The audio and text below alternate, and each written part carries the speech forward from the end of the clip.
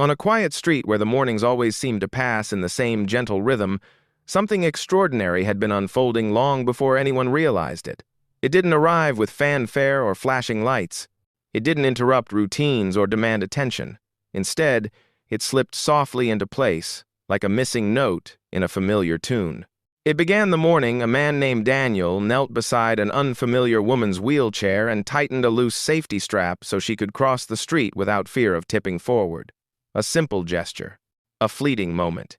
He never imagined it would become the thread that would weave 2 mornings, 2 lives, and 2 wounded hearts together in ways he never saw coming. Daniel never considered himself a remarkable man. He was a single father, a quiet one, with the gentle kind of strength that didn't need recognition. Each day, he woke before the sun, packed his 10-year-old daughter Lily's lunch, tied her hair into a messy ponytail she always pretended she hated, and walked her to school at exactly 7:40 a.m. It was a tradition that began the year his wife passed away, a rhythm that steadied him when everything else felt unsteady.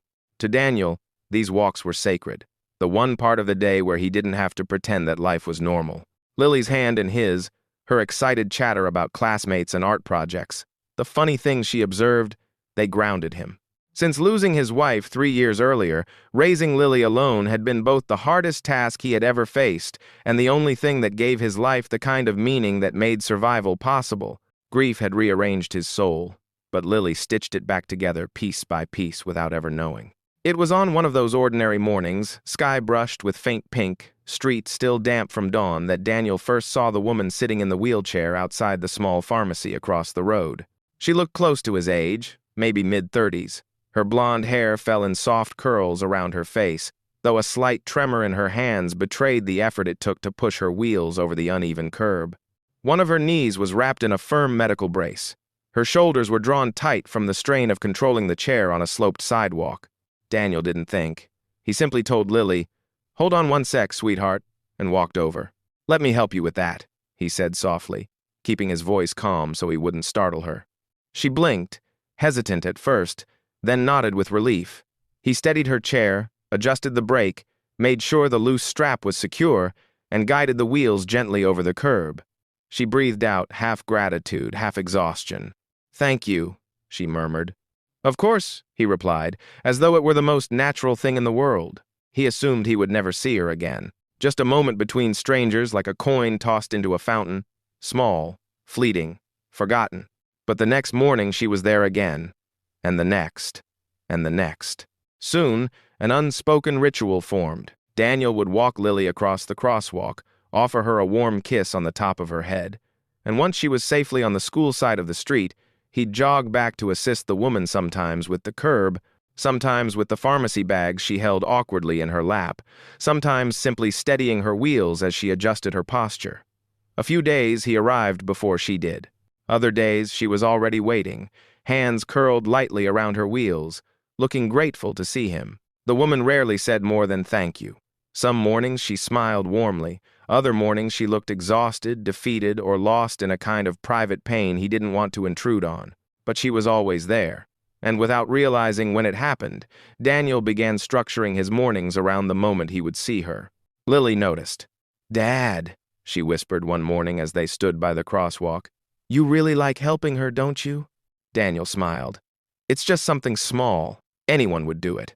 She tilted her head, studying him with the same perceptive eyes her mother once had. "Not everyone does the small things, Daddy." Her words stayed with him longer than he expected. Weeks passed, and the habits of their little world intertwined like quiet threads.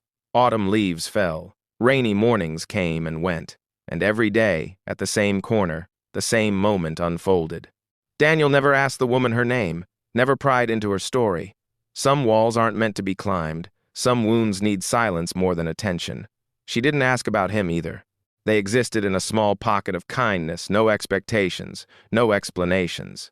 Then came the rainy morning. The storm the night before had left the roads slick and glistening, and the woman's wheels caught in a deep crack near the curb. Daniel saw the moment her chair tilted dangerously, her eyes widening in fear. He moved faster than he thought he could. "Got you," he whispered as he steadied her shoulders. Her breath shook. He held her hands a little longer than usual, just to make sure she wasn't shaken too badly. "Are you okay?" he asked. "Yes, thank you." Her voice cracked. He wanted to say more, to tell her that she didn't have to face mornings like this alone, but he didn't. Some boundaries felt sacred. She thanked him again. He nodded. They parted ways. But something in him changed that morning. He thought about her all day, wondering who took care of her after he walked away, wondering how she ended up in the chair, wondering if she had anyone to lean on the way he leaned on Lily's laughter to survive his own storms. But he never asked. Then came the Friday, the one that changed everything. The air felt different that morning, softer, quiet in a way that hinted at something waiting to be said. When Daniel helped her onto the smooth sidewalk, she didn't immediately wheel away. Instead, she looked up at him with an expression he had never seen on her face before. Something vulnerable, something trembling. "Daniel, could you wait a moment?" she asked. He froze. She had never spoken his name. He had never told her. Before he could respond, she continued, her voice a soft tremor trying to hold steady. "I know who you are." Daniel felt something cold ripple down his spine. Lily stepped closer, sensing the shift. The woman took a shaky breath. 3 years ago, when you lost your wife, my brother was on the emergency response team." Daniel's knees almost gave out. She pressed her hand to her heart. "He came home that night completely broken. He told me about a man standing in the middle of chaos, holding a little girl in his arms while crying but still whispering to her that everything would be okay. He said he'd never seen anyone fight so hard not to fall apart." Daniel's breath hitched. He had spent years burying that memory beneath layers of survival. "My brother said he never forgot you," she whispered, "and neither did I." Lily clutched her father's arm, feeling him tremble. The woman looked down at her hands before continuing. "A few months ago, I had a spinal injury. It changed everything. I lost my job. I lost my independence. Some days I didn't leave my apartment at all." Her voice thinned. "I felt like a burden, like my life had stopped moving while everyone else's kept going." Daniel's heart twisted painfully. "But then you showed up." Tears filled her eyes. "Every morning you helped me without hesitation. You never made me feel helpless. You never asked for anything. You didn't even know who I was. And still, you showed up." He stood frozen, unable to speak. "You reminded me that I wasn't invisible," she said. "You reminded me that people still care. You made me believe I wasn't broken beyond repair." She paused before delivering the words that would stay with him for the rest of his life. "You're the reason I started physical therapy again." Daniel's breath left him in a shaky exhale. "You gave me hope," she said.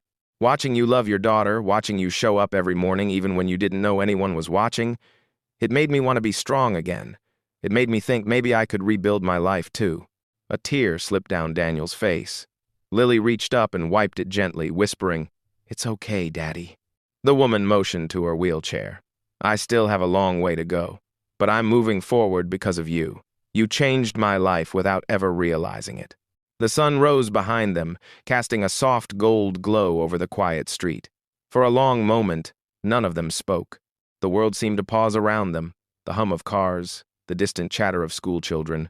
Even the breeze felt like it held its breath. Daniel finally found his voice.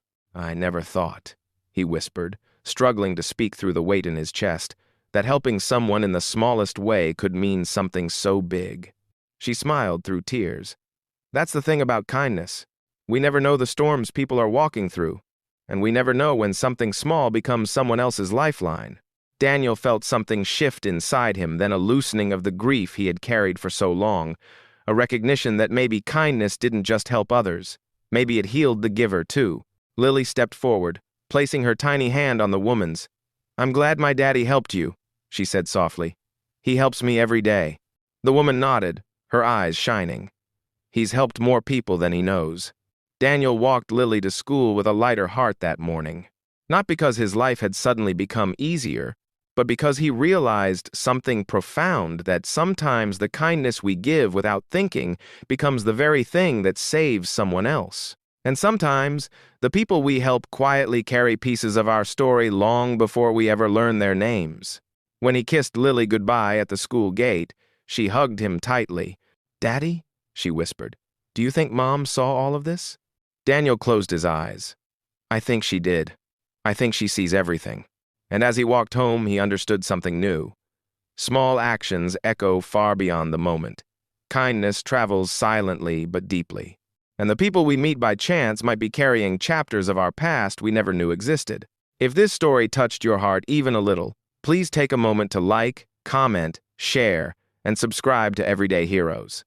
It truly supports the channel and helps bring more real emotional stories into the world.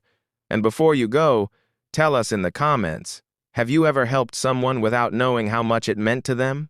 Because in the end, the smallest good deeds often leave the biggest footprints on someone else's life. And sometimes, the people we help are the ones who help us heal, too.